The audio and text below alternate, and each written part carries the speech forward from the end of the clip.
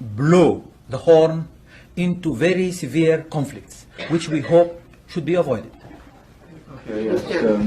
David Silverberg, Defense News. I was wondering if you could tell us a little something about this current trip to Washington. I mean, what were your goals in coming? How successful do you feel you've been? Did you make any requests for additional aid, and if so, what was the response? I have come to Washington to meet several American officials, and I have done so. We have not engaged in any specific discussions on anything, but the idea is that the Sudan had relations with the United States.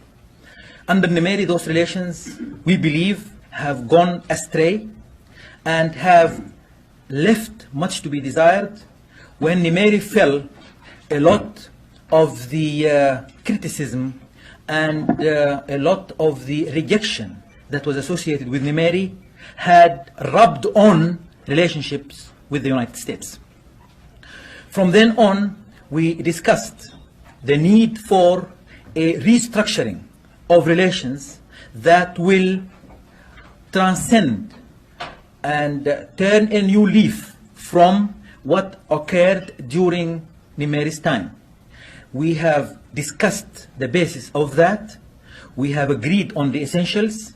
My visit here has confirmed a Sudanese-American agreement to base relations on the new pattern, and I think that this new regime for American-Sudanese relations has struck root, and the different officials whom I met and with whom we discussed have confirmed the new structure for the relations between our two countries, and I am happy to say that whatever misunderstanding there was has been cleared, and there is now a clear foundation for the development of friendly relations between our two countries. What this will be interpreted in or become in detail is something that will be left to the officials from the two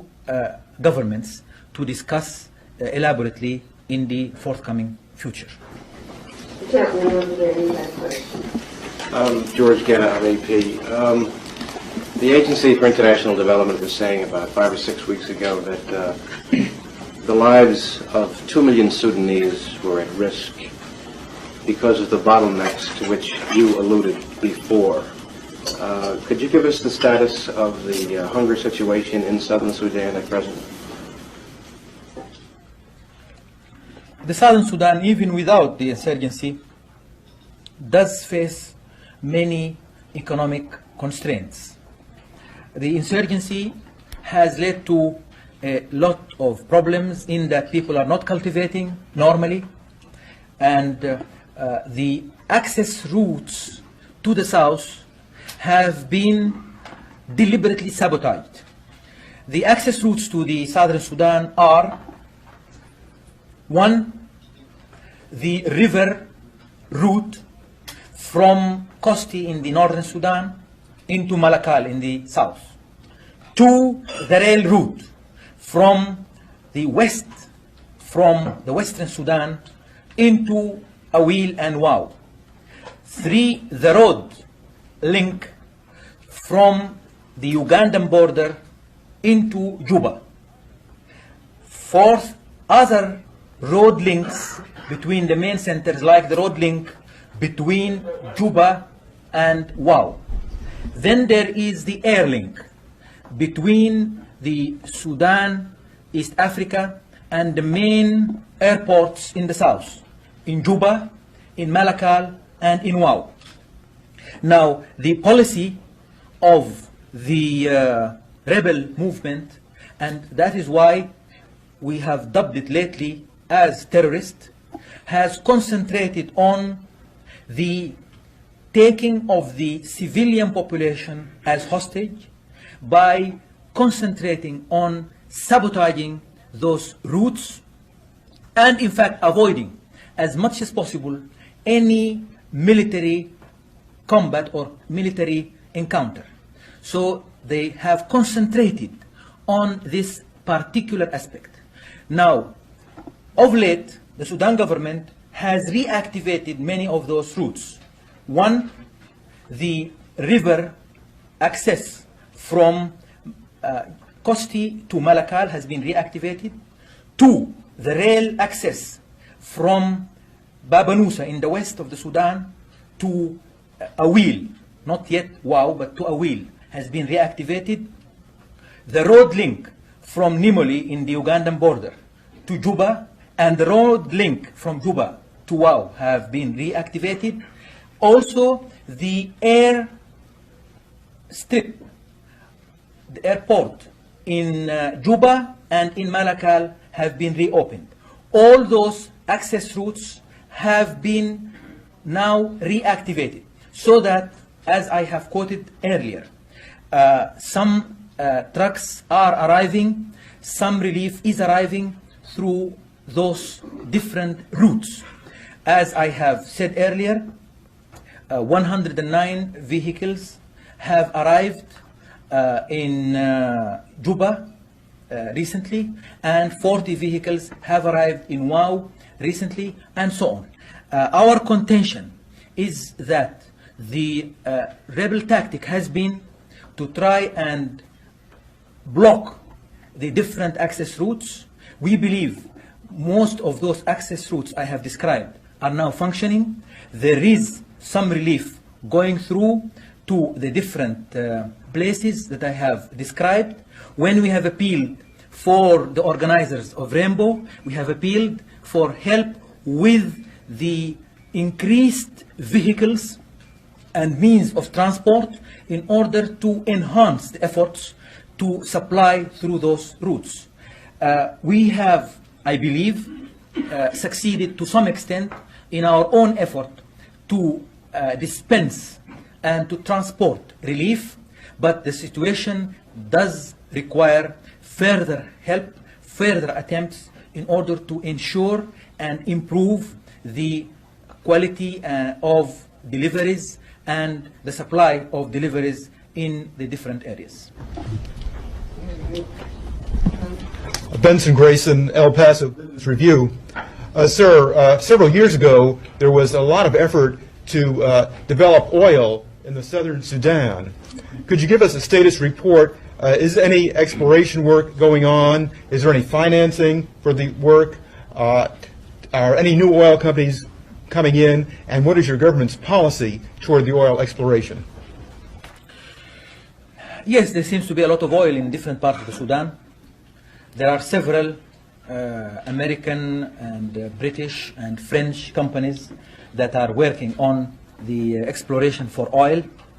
And we believe that most of the reports in many parts of the Sudan, central, northern, eastern, and western, and southern, are good.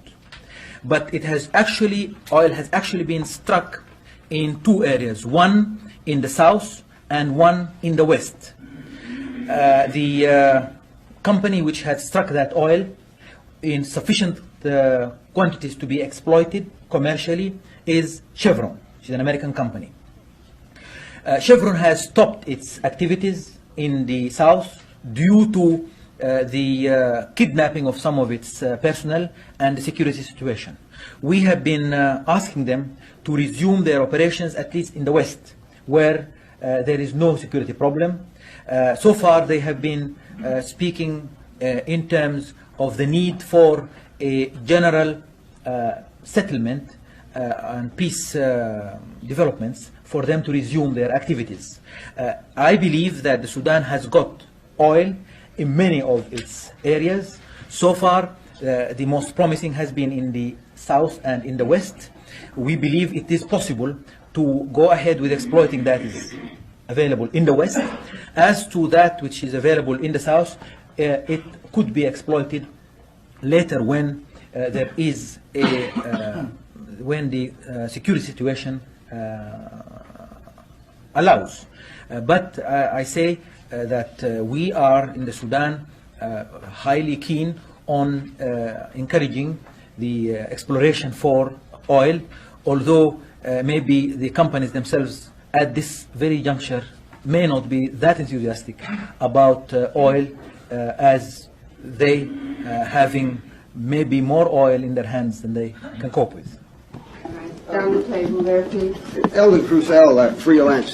Sir, does Libya pose a serious threat to the national security of the Sudan?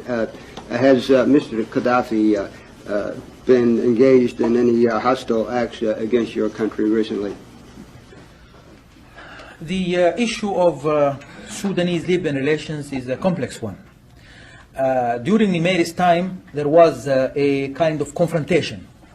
And due to it, in fact, most of the arms, in fact, all the arms that are used by the SPLA now are Libyan arms. They have been given them in order to fight Nimeri's regime. After the downfall of Nimeri's regime, the Libyans have satisfied themselves with this, and as far as this is concerned, they have seized any kind of military help for the rebel movement. The Sudan-Libyan relations are now friendly. We espouse a policy of good neighborly relationship with all our neighbors. A good neighborly relationship that does not involve any axis with any of our neighbors as Nimeri had done in the past, because we believe that the Sudan's geopolitical situation makes it imperative for its security to make for a kind of good neighborly relationship with all its neighbors. We've got a country that is as vast as a third of the United States, as vast as India. We cannot very well police this kind of landmass in a classic police way. What we can do, what we should do, what we are doing is to buy security in terms of good neighborly relationship with all our neighbors, except those who finally decide to have war with us. But as long as they do not decide that, we are doing our level best to get good neighborly relationship with all our neighbors, the Libyans included. The Sudan had, from the very beginning of its independence, maintained this kind of approach to its regional policy. For instance, it was because the Sudan maintained a friendly relationship with Nasserist Egypt and Faisal Saudi Arabia that the Sudan could organize Arab conferences at the time that involved the different quarreling and conflicting parties in the Middle East. The Sudan's geopolitics requires good neighborly relationship with all its neighbors, not to form any axis with any of them, and to keep its approaches to its regional policy and international policy independent of any axis arrangements. This is what we are currently doing, and I believe almost all our neighbors are accepting this Sudanese attitude. The only strain we have now is with Ethiopia, and we hope this can be cleared, because from our side we are prepared for that clearance on the basis of good neighborly relations. Yeah, Mohammed Sabrin from Al Ahram newspaper, Egypt. As a special situation for Sudan, what is the role Sudan can do to improve the relationship between Arab world, especially, the Arab world is very divided now, and especially the second about, I think, Mr. Prime Minister, over initiative to improve or to eliminate the Gulf War, I think. Well, at least we can say we are talking to them all. This is at least one positive position, that we are talking to all. This cannot be said for all the others who have got some exceptions somewhere.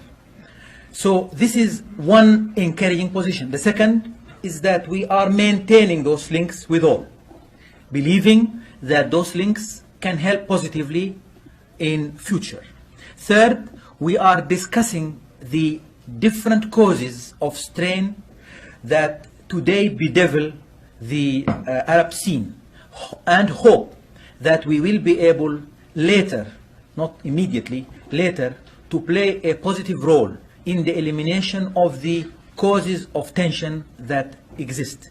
Currently, we are in this position of realizing good relations with all, maintaining good relations with all, discussing the causes of tension, hoping that someday we may be able to play a role, both in terms of Arab solidarity and in terms of Afro-Arab solidarity, both of which are areas which the Sudan is very keen on developing and on developing its role within. Yes, sir. تمام البرازي الوطن العربي magazine. Sir, what about the Iraq-Iran war? There are reports that you will visit Iran to have some mediation or something like that. We have been very highly concerned with this war. We think that it's a war that will not lead to any beneficial results and therefore should be stopped. But of course, to stop the war requires a voluntary acceptance of both sides, which is currently wanting. As of now, we are not engaging in anything specific. All we are maintaining now is a workable relationship with both sides, leading to mutual visits and discussions. We hope that we will, in the near future, be able to see what are the possible approaches that will be more acceptable than the approaches that have been undertaken before. For instance, we have been and still are discussing the role that the Muslim ulama can play in this, because there is an Islamic ideological element involved between Sunnah and Shia. So the possibility of Muslim ulama playing a role is one which we are investigating. Two, the possibility of Muslim mass movements playing a role is another possibility we are investigating, so as to create a climate of opinion that can make some kind of impact on both sides. But currently, there isn't any specific plan which we have. We maintain our good relations, or at least workable relations, with both sides, and are looking out for possible inroads that may be more efficient, more acceptable in terms of ending this tragic war. But as to whether this will actually succeed or not, what are the concrete forms in which this will take place, we cannot yet say. But we believe that at least we can help at present do or make for two aspects that may be acceptable until a further plan can be investigated and developed. One, the possibility of restricting the war so that it does not spread to other parties, and two, the possibility of restricting the targets of the war and somehow getting an agreement to avoid civilian targets. If we can make for this kind of understanding that will avoid the extension of the war and avoid the extension of the war to civilian targets, and get a kind of dialogue in circles that are not particularly under state control, ulama, mass movements, and so on, it may be possible that a climate of opinion will be formed that will have some impact in the minds and positions of the warring parties. Yes, Richard Deutsch with the Voice of America. You said that one of your major purposes for coming to Washington is to work out a new relationship with the United States. And I'm wondering how the new relationship will differ from the old one, specifically. The old one was an aligned relationship, and this new one is a non-aligned relationship, and which is also based not on any particular international line, but more so on the acceptance of Sudan's choices, and also on the appreciation of Sudan as a newborn democracy that should be encouraged. There are new elements that enter into the formula, perhaps new reasons for proximity, different from the old forms and the old justifications. As you know, relations with Nimeri were based on a kind of Nimeri position that simply tried to favor United States policies by unquestioned support of those policies. We believe that our concept of relationship is one which is more acceptable in Sudanese public opinion, and that gives it a popular basis that ensures it permanence and ensures it a value basis that should be cherished and supported. The last question. Jeff Rubin, Near East Report. You said that you would not force the repatriation of refugees. Would you, however, allow refugees to be transported to third countries? Well, of course. In fact, many refugees are being transported to third countries. But if you mean the Falasha affair, which is the problem that you may be referring to, this is quite another matter because it does not really fall into the category of humanitarian refugee problems, but encroaches upon a political explosive issue in which there are different points of view. Thank you. Thank you, Prime Minister.